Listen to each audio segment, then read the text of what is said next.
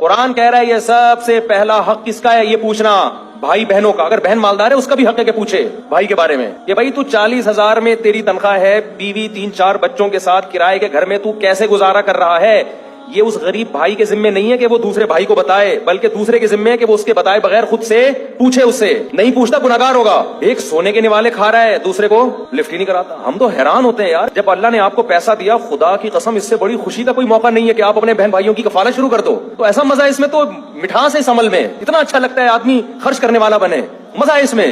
اور کمال کی بات, یہ کام کنجوس لوگ کر رہے ہوتے تو حیرانگی ہوتی, لیکن یہ کام وہ لوگ کر رہے ہیں جو حج عمروں پہ دبا کے پیسہ خرچ کرتے ہیں. اتنے بڑے بڑے کٹے لاتے ہیں قربانی میں, عیدی سینٹر میں دیتے ہیں پیسہ, ٹرسٹوں میں دیتے ہیں. دینا چاہیے, منع نہیں کر رہا میں آپ کو.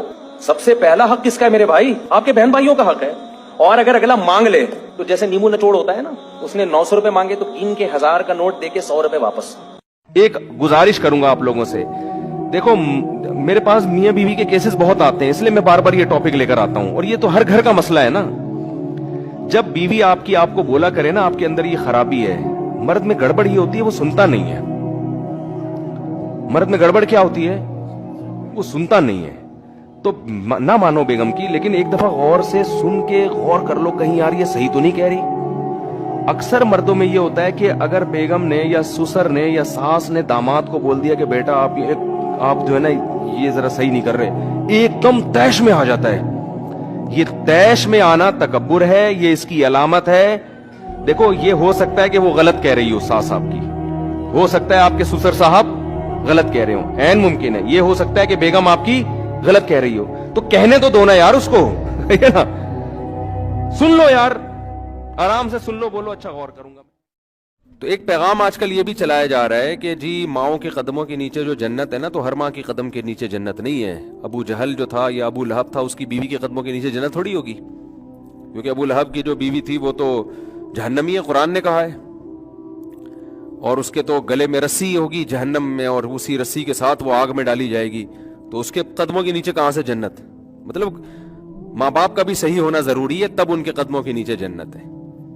جبکہ اسلام کیا کہتا ہے کہ ابا اماں جیسے بھی ہوں, آپ نے ان کے قدموں کے نیچے جنت تلاش کرنی ہے, ان کی اطاعت کرنی ہے. اب رہا مسئلہ ابو لہب کی بیوی کا, تو ابو لہب کی بیوی کے بارے میں علماء نہیں کہتے کہ اس کے قدموں میں اس کے لیے جنت ہے. ہم کہتے ہیں اس کے قدموں میں جنت ہے اس کی اولاد کے لیے. نہیں یاری بات میرا خیال ہے. اب عورت کے لیے جہنم میں جانا بہت آسان. ایک کام بتاؤں, وہ کر لے تو بغیر حساب کتاب کے جہنم. خواتین اگر جہنم میں جانا چاہتی ہیں اپنی ڈائری میں نوٹ کر لیں, اتنا آسان کام بتا رہا ہوں, گارنٹی ہے جہنم کی. وہ ہے شوہر کا دل دکھائیں اور شوہر کی نافرمانی کریں, شوہر کو خوش نہ رکھیں. کیونکہ نبی صلی اللہ علیہ وسلم نے فرمایا جس عورت کا شوہر اس سے خوش نہیں ہے وہ عورت جنت میں. ہمارے مرغے کی بھی ہم نے سوچ سمجھ کے 4 مرغیاں رکھی ہوئی ہیں, اور مرغا اس پہ بھی ٹینشن میں ہے. وہ اڑاس پڑوس کی مرغیوں کو جا کے چھیڑ رہا ہے. وہ میں نے کہا یار یہ مرغا اس کے لیے 4 بھی کافی نہیں ہو رہی, اور ہمارے جتنے بیان سننے والے مرغے ہیں وہ ایک بھی نہیں کر رہے.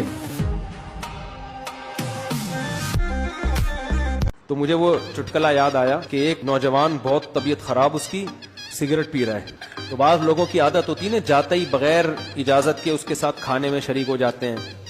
تو یہ گیا دوست, جاتے ہی جو ہے نا سگریٹ لی اور کش لینا شروع کر دی.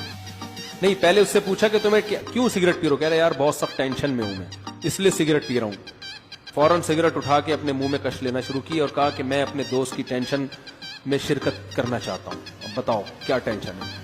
اس نے کہا ٹینشن تو سن لو, کرونا ہوا ہے مجھے.